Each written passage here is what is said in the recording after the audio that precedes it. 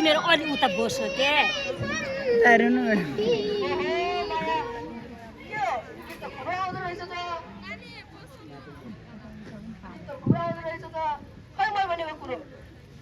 के कुरा हो र तिम्रो बाबालाई मलाई बिहे गर्ने भन्दा अगाडि मलाई दाइजोमा मोटरसाइकल चाहियो भनेर मैले घरमा कुरा गरेको त के बुवालाई अहिले धेरै गाह्रो छ सक्ने भनेर भन्नुभएको छ अनि तपाईँलाई चाहिँ सधैँ दाइजो चाहियो भनेर सधैँ मलाई टर्चर दिइरहनुहुन्छ कि तपाईँले यस्तै गर्नुको लागि मसँग उयो गर्नुभएको हो र यदि सधैँ यसरी मलाई दुःख दिन थाल्नुभयो भने मसँग तपाईँकै कुरामा समाजमा तपाईँले के कुरामा यसरी बस्नु सक्नुहुन्न तर यति किन बुझ्नु सक्नुहुन्न के दबाउँदिन मलाई जति भयो भने दाइजोमा मोटरसाइकल चाहियो नत्र घरबाट निकालिदिन्छु हेर यो अलक्षिना हाम्रो श्रीमासँग बोल्ने तरिका यही तेरो छोरी भइसकेपछि अब माइतीको सम्पत्ति लिएर आउनुपर्छ भन्ने तँलाई थाहा छैन मुखसुख च्यातिन् यो घरबाट निस्किहाल यसो नगर्नु बाबा तपाईँहरू भाइको मेरो कम छ म यो घरमा निस्केर कहाँ जाने मलाई यो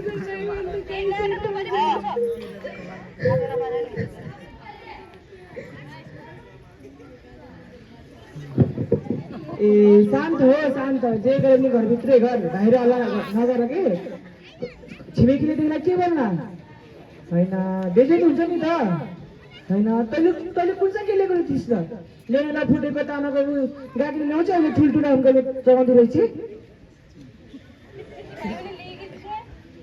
अझ मुख लाग्छस् त्यो म को तेरो थाहा छ तँलाई म तेरो श्रीमान हो श्रीमान मुख हिल गुरु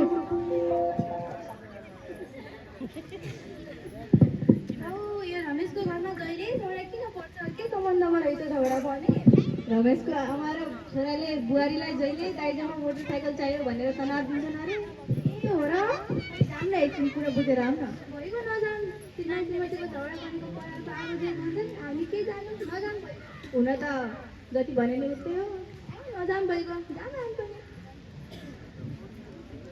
माइक्रोफोन एउटा कुदाउने मान्छे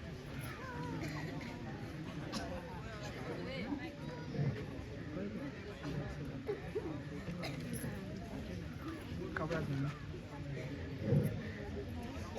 धोइरहेको एक्टिङ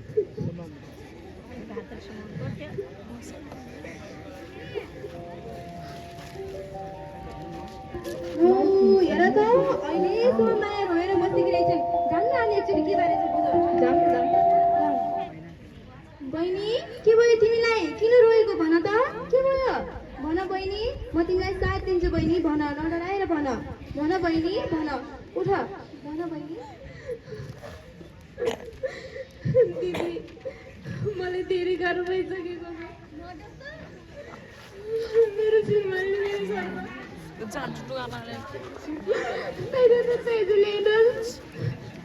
अब त यो घरमा बस्नु पर्दैन भनेर मेरो सासू र श्रीमानले मलाई घरमा चाकर पानी बदल लाउनुको दिदी म कबाट लिएर दिउँ नरो बहिनी के गर्नु सकिरहेको छैन दिदी मलाई मदत गर्नु म साह्रै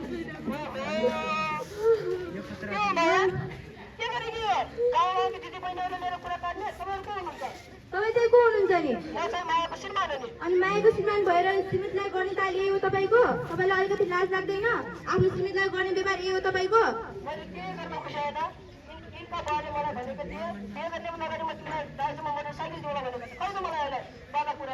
अनि तपाईँले आफ्नो श्रीमती सम्पत्तिको लागि भित्राउनु भएको हो कि जीवनसाथीको लागि भित्राउनु भएको हो तपाईँलाई अलिकति लाज लाग्दैन यस्तो गर्न तपाईँले यस्तो गर्न सुहाउँछ अनि तपाईँलाई आफ्नो श्रीमतीलाई माया गर्नुपर्छ भन्ने थाहा छैन आजसम्म तपाईँले आफ्नो छोरी समान बुहारीलाई यस्तो गर्न सुहाउँछ तपाईँलाई अलिकति लाज लाग्दैन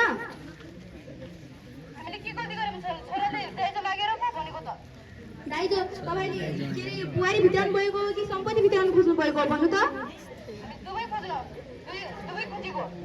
तपाईँलाई अलिकति लाज लाग्दैन एउटा नारी भएर नारीको पीडा बुझ्न सक्नुहुन्न तपाईँ अनि तपाईँ रमेशजी तपाईँले आफ्नो श्रीमतीलाई के गर्न खोज्नु भएको हो भन्नु त यस्तै हो माया गरेको चाल दिनरात पीडामा रोएको रोए विचार यस्तो गर्नु मिल्छ तपाईँले? होइन यहाँ के भइरहेछ? होइन यहाँ के भइरहेछ? मैले त बुझ्न सकेको छैन त। हेर्नुहोस् न बुवा, तपाईँको श्रीमती र तपाईँको छोराले तपाईँको बुवालाई यति समय हिंसा गर्दो रहेछन्। तपाईँ किन ठुलो ठुलो हेरेर बस्नुहुन्छ? होइन होइन होइन नानी, त्यस्तो होइन। मैले त बुहारीलाई पनि माया गर्छु, छोरालाई पनि माया गर्छु, बड्डीलाई पनि माया गर्छु है। मैले यसलाई सबैसँग राम्रो व्यवहार गर्छु। तर यही छ कि अरू दिन त यही छ, अरू छ कि अरू यही छ। बुहारीलाई टचर मात्र दिइहाल्छु। त्यही त होस् त, तर को होस् त? तिम्रो बाबा? शान्त हुनुहोस्, झगडा नगर्नुहोस्। तपाईँले यसरी हिंसा गर्नु पाउँदैन। तपाईँलाई अलिकति थाहा छैन? यस्तो छोरी समान छोरीलाई यस्तो गर्ने, तपाईँको छोरी अरू घरमा पहिलाका अरू तपाईँको छोरीको घर परिवारले तपाईँको छोरीलाई यस्तै गरेपछि तपाईँ के गर्नुहुन्छ? अनि आफू चाहिँ मर्छु भन्ने अनि अर्काको छोरीलाई मरेको पुर्याउने तपाईँलाई अलिकति लाज शरम भन्नु लाग्दैन? अनि रमेशजी, तपाईँले महिला हिंसा गर्नुभएको छ। यदि उहाँले चाहनुहुन्थ्यो भने तपाईँलाई महिला हिंसा गरेकोमा कानुनी सजाय दिनुहुन्थ्यो। तपाईँले यस्तो गर्नु पाउँदैन। तपाईँलाई थाहा छ कि छैन? आजभोलि महिला हिंसा गरे बापत, लैङ्गिक हिंसा गरे बापत कानुनी कारवाही गर्ने भनेको छ। अनि हुन्छ त नि, त्यही भएर यस्तो नगर्नु होला। सबै घर परिवार मिल्नु होला, यस्तो नगर्नु होला। महिला हिंसा गरेपछि त कानुनी कारवाही गर्ने भनेको छ। अहिले तपाईँलाई थाहा छ कि छैन? 16 दिने अभियान चलिरहेको छ। यसरी तपाईँले घरमा आफ्नो बुहारीलाई यसै गरी सधैँ गरी यातना दिनुभयो, हिंसा गर्नुभयो भने तपाईँलाई भोलि तपाईँको बुहारीले महिला हेल्पलाइन प्रहरी कार्यालयमा गएर तपाईँलाई उजिर गर्न सक्नुहुन्छ। त्यही भएर यस्तो नगर्नु होला।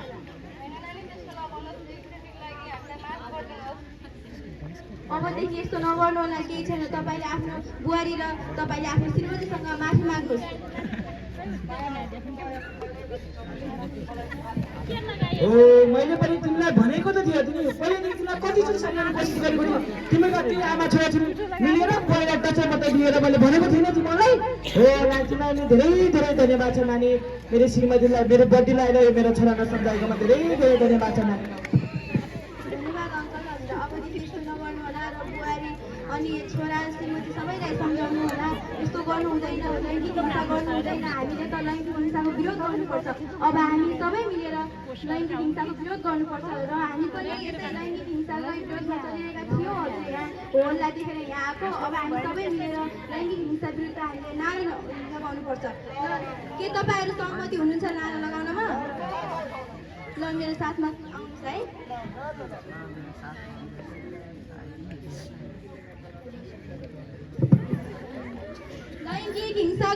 लैङ्गिक भेदभावको अन्त्य गरौँ। सभ्य समाजको निर्माण गरौँ। लैङ्गिक भेदभाव अन्त्य गरौँ। सभ्य समाजको निर्माण गरौँ। महिला हिंसा विरुद्ध सधैँ आवाज उठाऊ। महिला हिंसा विरुद्ध सधैँ आवाज उठाऊ। लैङ्गिक हिंसा मुर्दाबाद, समानता जिन्दाबाद। लैङ्गिक हिंसा मुर्दाबाद, समानता जिन्दाबाद। प्रविधिको सही प्रयोग गरौँ। लैङ्गिक हिंसा अन्त्य गरौँ। प्रविधिको सही प्रयोग गरौँ। लैङ्गिक हिंसा अन्त्य गरौँ। लैङ्गिक हिंसा अन्त्य गरौँ।